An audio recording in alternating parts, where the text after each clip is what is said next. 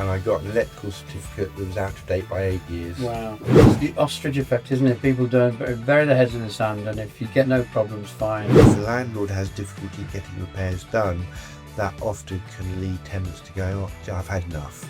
Welcome to the All Things Property podcast with me, Simon Bacon of Preferential Properties. Every week, Ian Sadler and I will delve into all things property. We'll guide you through with friendly, no-nonsense advice. Hello and welcome to the All Things Property podcast. Why is it he always raises his head when I say that? And I'm Simon Bacon from Preferential Properties. And I'm Ian Sadler from Aspire Property. And I've just introduced Ted as well. So here we are again. And today, Ian, what I thought we would talk about is this podcast at landlords who manage themselves their own properties and why self-managing landlords might benefit from a letting agent. So we're talking to those of you who self-manage properties. Obviously, you know, you're probably proud of doing everything yourself, or you feel it saves you money. But what we want to explore is why even experienced self-managing landlords might benefit from using professional letting agents, and why the cost can actually be worth it in the long run. Let's be honest, managing your own rental property can feel probably quite empowering. You choose everything, you make all the decisions, but the reality is it can be a lot of work. When you self-manage, you are responsible for collecting the rent, chasing arrears if the tenant falls behind, handling routine maintenance, emergency repairs, and sometimes, dare I say it, late night calls. You're also responsible for staying compliant with UK legislation, gas safety certificates, energy certificates, EICRs, and now laws coming up like AWAB's law. You're also responsible for dealing with disputes, complaints, and in worst case scenarios, evictions. Now, I don't know about you, but I've seen over the years that I've been dealing with this, I see a lot of landlords can get overwhelmed by it. The time, stress, and potential legal risks can actually cost more than paying an agent to manage property professionally.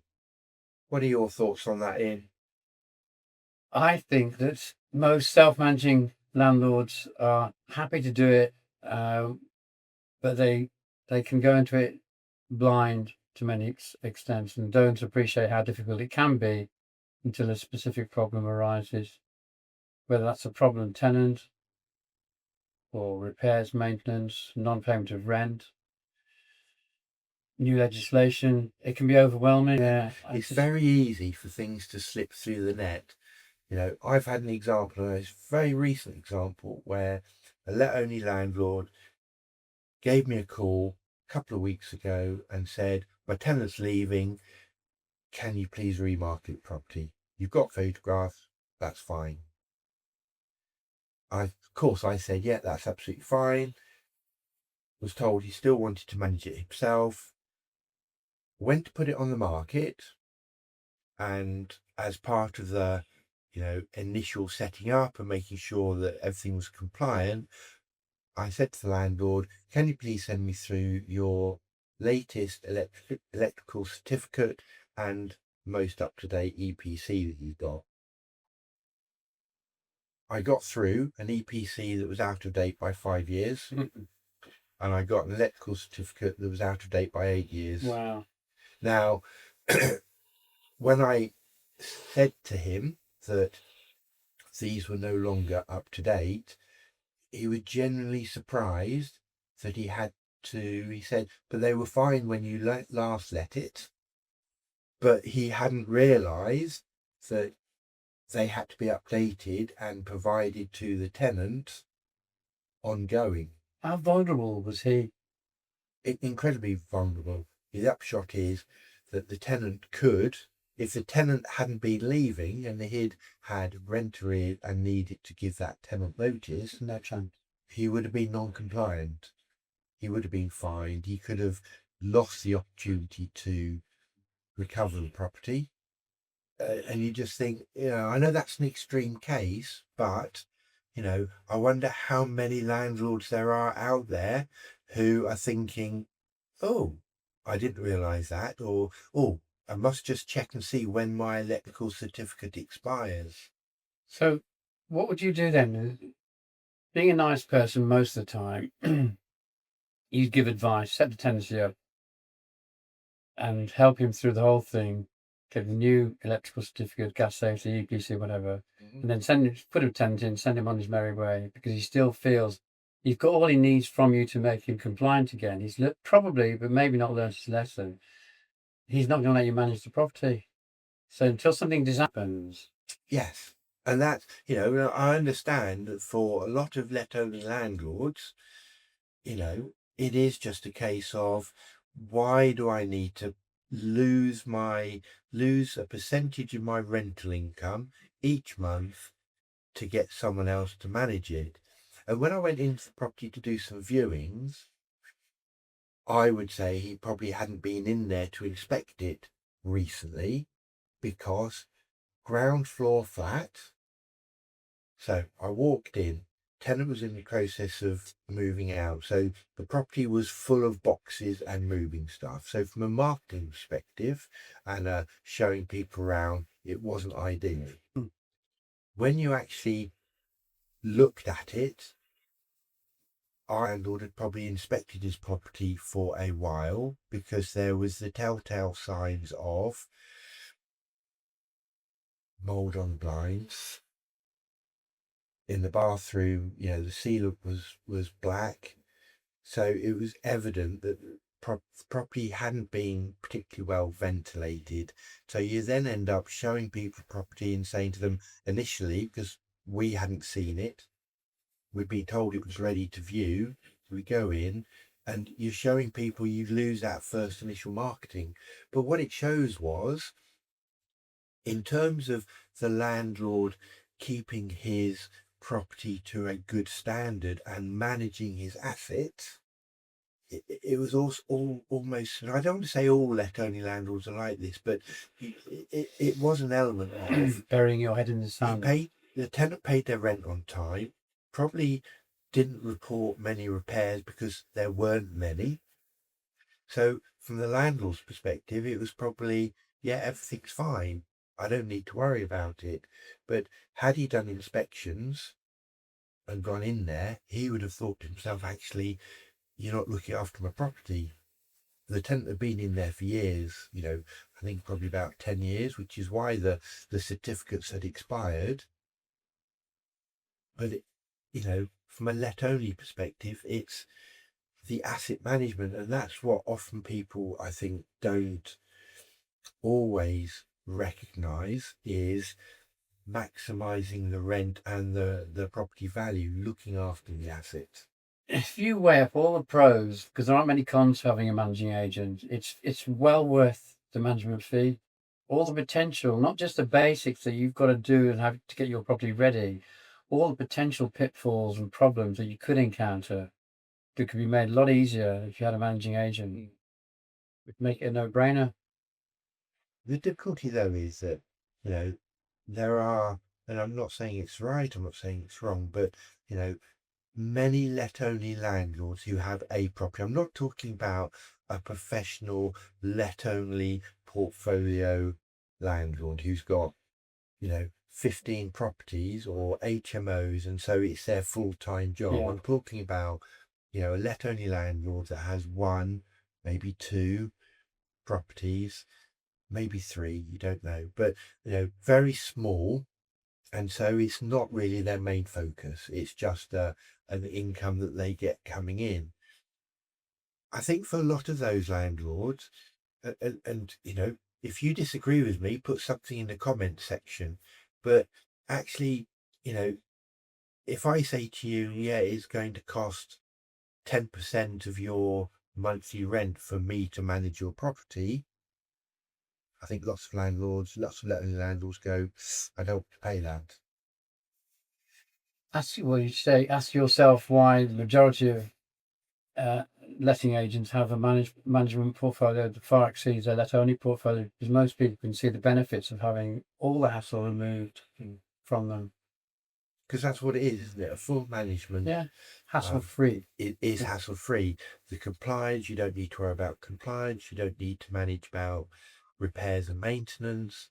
You still have to pay for it, but you to for the agent to use their own contractors in the timescale that works for the tenant.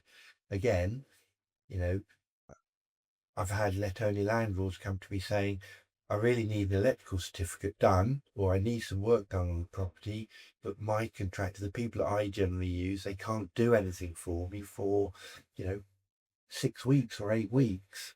Have you got someone that I could use? So what your thought process be there then? Would you do it? Would you supply somebody? Would you charge for it? Or because if you're providing a service to get them out of a hole, that has a price, surely. Yeah, it does. But the reality is, on many occasions, I will speak to our contractor and say, look, I've got a let-only landlord, they're having a difficulty with this. Could you give them a call and see if you can sort them out? I won't take a charge for it. No, I'm not sure I agree with it, but it's about just trying to. I've always said this. It is about building, maintaining relationships. You can't make landlords use you to manage, but what I hope is that if a landlord does think about putting their property in the hands of a letting agent, that if you've offered them some support and guidance in the past, then they're more likely to come back to you, and that's Either that or they'll continue taking advantage of you for the lifespan of their yeah, investment. and that has been known. I appreciate that. Definitely. So what other things would you say to a let-only landlord as to why they should consider using a letting agent in? Well, it's a busy world we live in, isn't it? Where people have more than they can cope with in their heads. Mm. So removing a lot of the stress and anxiety of their own management of the property, you could understand the benefit of that without actually having to experience it. You just think, wow, I'm going to do this, this, this, and this. That would free up time to think about this and do this. This is a no-brainer. Mm. Do you know what would be interesting to say to a landlord, what do you think your hourly rate is? How much time, what value do you place on your time? And is the cost that you'll be paying a letting agent for managing your property actually worth that amount of your particular time? It's not just the cost, is it? It's the mental stress and the strain of it. That's significant nowadays. No. So when they're weighing up the cost, they might say, yes, but I don't spend, more than 4 hours or an hour a week on my property, just checking this or doing that or whatever. But how many landlords, go to sleep at night thinking, I wonder if I'm compliant, or whether they're completely oblivious to and the risk of not being compliant, or when a tenant moves out, I think how long it takes to do a move out and manage the deposit protection. It's the ostrich effect, isn't it? People don't bury their heads in the sand, and if you get no problems, fine. You get your head out of the sand every now and again when you need to relet it, then bury your head back in the sand, and it's not going to get dragged out of there until the shit hits the fan. Basically. I think also that if you look at tenants, when I meet tenants and say we manage it, 9 out of 10 times the response I get is, "Oh, that's good," because it gives them an element of comfort as well. So I think what I'm trying to say in a nutshell there is the professional handling from a tenant's perspective, to know that they can report a repair and that somebody will get onto it and deal with it, and they have access to contractors in a speedy timescale, that often keeps tenants happy and staying in properties when repairs are dealt with effectively. Yeah. If it's down to, if the landlord has difficulty in getting repairs done, that often can lead tenants to go, "Oh, I've had enough. I want to find somewhere else. I want to move out." So there are lots of hidden implications of not having or of having your property managed that I think not everybody sees. What do you think? Yeah, and you don't realise how difficult it can be until you get a problem, and then your thought processes change. No, I agree. So, in terms of if you are a let-only landlord and you're thinking, what are the kind of practical tips that you might want to consider if you are thinking of changing? Firstly, if you're thinking about switching from self-management to a professional agent, I would look at what is it that the fully managed service provides. Check the services that are included. Ask about compliance support. Will that agent handle certificates, inspections, and notices? Look at their tenant screening process as well. Again, perhaps I shouldn't say this. I know that there are some letting agents that, if they are acting as letting agent on a let only basis, they will be less scrupulous with their selection of tenants. That's controversial. I know it is. I wouldn't have said that. Wouldn't you? No. Why? Because I don't think there are many letting, well, maybe the rogue letting agents, but that's going to be across the board with their reference process. But I think the first thing you have to do is to be able to provide a satisfactory reference for a let-only landlord. If they have a problem down the line and the landlord comes back to you and says, "Can you show me the references to this tenant?" Let's be fair, right? A reference from any letting agent, and maybe this is a different subject, but for me, when I do viewings for prospective tenants, you can, how can I put this? Lots of people will be fine on paper, but there are little elements of, and okay, an example, so that I'm not overly contentious. An example, you show two people a property, and the first one, the prospective tenants turn up. It's let's say a 3-bedroom house. Tenants turn up, 2 adults, 2 children. You let them into the property, and the children run up the stairs, hands up the walls, and you're thinking to yourself, "Oh, this is going to get a lot of wear if this particular tenant has it. Lovely, but on paper, absolutely fine. All you see is 2 applicants, 2 children." Yeah, I wasn't talking so much about that. It's if a landlord decides to sue an agent for not doing his job properly, and the first thing they're going to check is No, I don't. Yeah, okay, but I don't think any agent wouldn't do their job properly. What I'm saying to you is that just say that. no, I didn't. What I was saying was that if a letting agent who is showing a property to find tenants for a let only landlord could be more concerned with getting a tenant and letting it and getting than they are about the long term. Well, that's very unprincipled to do that, isn't it? It is, but do you not think that it happens? It happens. I know it happens. Yeah, so do I. So, yes, it's unprincipled, but it happens. And what I'm trying to say, I suppose, is that if as a self-managed landlord, the letting agent find you a tenant, there will be, and there are letting agents or that show people around properties and will get applications in and will just want to get it let rather than going, actually, I'm not sure this is going to be the right one for you. So that's all I was trying to say is that, look at the tenant screening process. Make sure that the tenants you are being offered are going to be the right tenants for the property. So going back to it, as if you are getting a managed service, I do think that there is an element of tenant vetting process.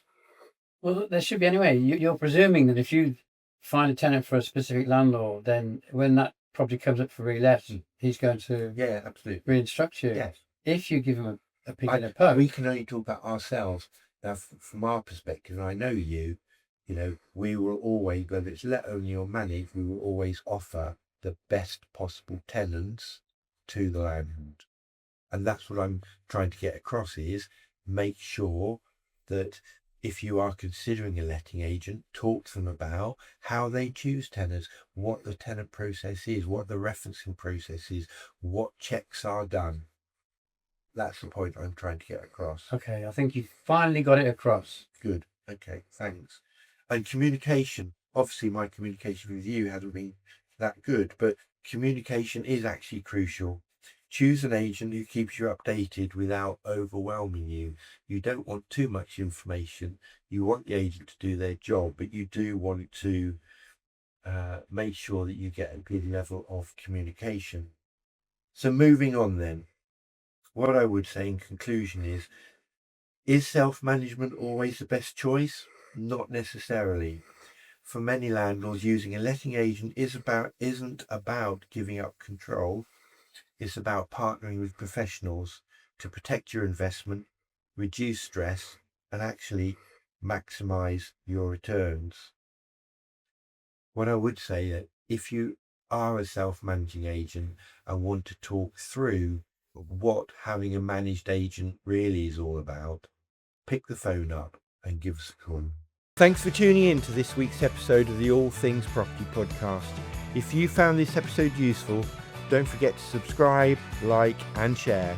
These things really help us reach the people who need to hear this advice. See you next week.